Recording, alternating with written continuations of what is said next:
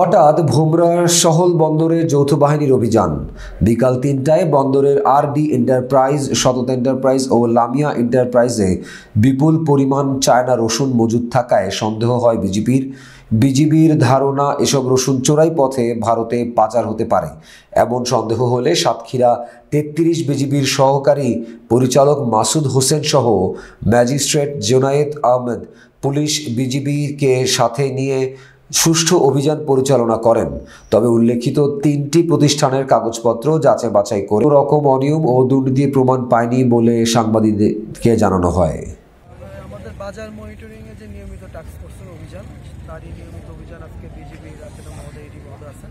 বিজিবির তত্ত্বাবধানে আজকে আমরা এই অভিযান পরিচালনা করি। জেলা পরিষদ স্যারের নির্দেশক্রমে এখানে আমরা মূলত দেখতে আসি যে রসুনের কালো বাজারির একটা তথ্য আমরা পেয়েছি, অবৈধভাবে রসুন মজুত করা। আপাতভাবে একটা প্রতিষ্ঠান খুব বহুত পরিমাণে রসুন মজুত করে দ্রব্যমূল্যের দাম বৃদ্ধির অপেক্ষা করতেছে, সেই সব প্রতিষ্ঠানকে আমরা ১ লক্ষ টাকা জরিমানা করি। অন্যান্য যে এখানে যে রসুনের আড়তগুলো আছে সেখানে আমরা প্রত্যেকটা প্রতিষ্ঠানে যাই, কিন্তু তাদের ডকুমেন্টসগুলো ঠিক আছে, তাদের সাথে কোনো অসঙ্গতি লক্ষ্য করা হয় না বিধায় তাদেরকে কোনো জরিমানা করা হয় না। শুধুমাত্র একটা প্রতিষ্ঠানে অবৈধ মজুত করার অপরাধে তাকে ১ লক্ষ টাকা জরিমানা করা।